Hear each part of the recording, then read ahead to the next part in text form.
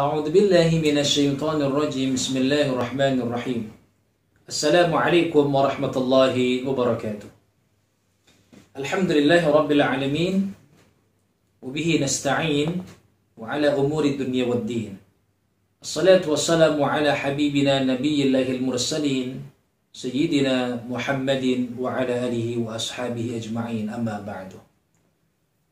Ahibba'il kiram, alhamdulillah, pada tahun ini kembali Allah Subhanahu wa taala memberikan nikmat kepada kita, menyampaikan kita pada bulan Ramadan.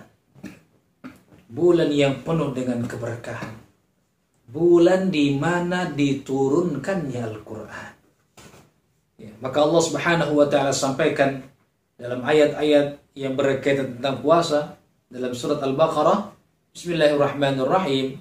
Syahrul Ramadan alladzi unzila fihi al-Qur'an. Bulan Ramadan adalah bulan diturunkannya Al-Qur'an. Ya, salah satu fungsi adalah hudal linnas wa bayyinatin minal huda wal furqan.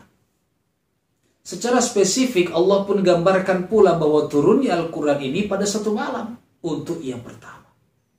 Bismillahirrahmanirrahim. Inna anzalnahu fi lailatul qadr.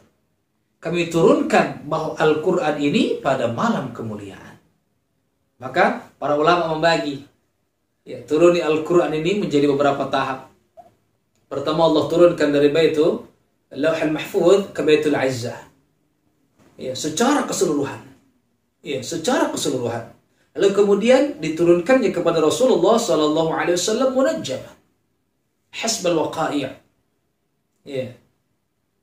Diturunkannya berangsur-angsur kepada siapa? Kepada Rasulullah Muhammad sallallahu alaihi wasallam hasbal waqai', sesuai dengan peristiwa yang terjadi. Ada kalanya turun karena satu peristiwa, ada kalanya turun karena satu perintah, ada kalanya turun karena satu larangan, ada kalanya turun karena pertanyaan dari seseorang kepada Rasulullah sallallahu alaihi wasallam.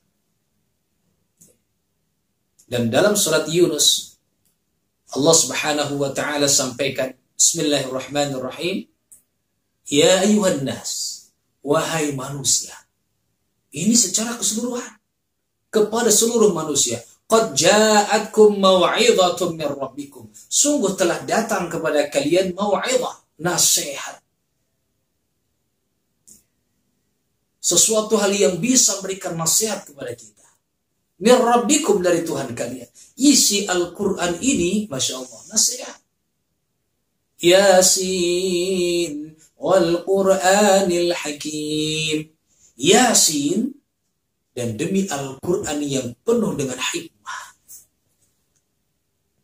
Beberapa pesan, beberapa nasihat itu Allah Subhanahu wa taala sampaikan dalam Al-Quran. Wa shifa'un lima fis sudur. Dan Al-Quran ini menjadi obat bagi penyakit-penyakit yang ada dalam hati.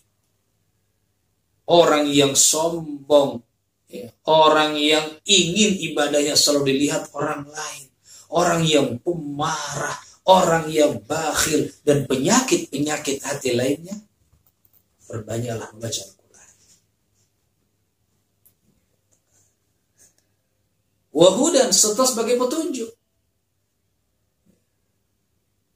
Warahmatul lil mu'minin, dan rahmat bagi orang-orang yang hingga fungsi daripada Al-Quran mau'izatan min rabbikum wa shifa'un lima fis sudur wa huda wa rahmatan lil mu'minin. Banyak sekali keberkahan dalam Al-Quran ini. Ini yang sangat disayangkan. Banyak orang mau mencari berkah ke sana ke sini, boleh, tidak ada salahnya. Tetapi sejatinya keberkahan itu berada di rumah-rumah kita, di lemari-lemari kita. Lembaran-lembaran mushaf, lembaran-lembaran Quran inilah yang akan memberikan keberkahan kepada kita. Muliakanlah Al-Quran, maka Allah akan memuliakan kita. Kenapa? Karena Al-Quran ini turun pada bulan yang paling mulia. Turun pada malam yang paling mulia. Diturunkan oleh malaikat yang paling mulia.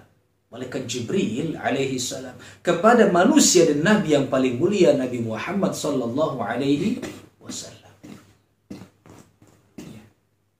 Dan nanti dalam episode yang selanjutnya kita akan membahas bagaimana tentang orang-orang yang mereka tidak mau merespon daripada ajakan Al-Quran.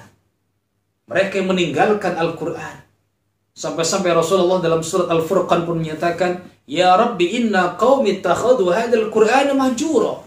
Ya Allah, sesungguhnya kaumku telah menjadikan Quran ini sebagai sesuatu yang disia-siakan. Na'udzubillah.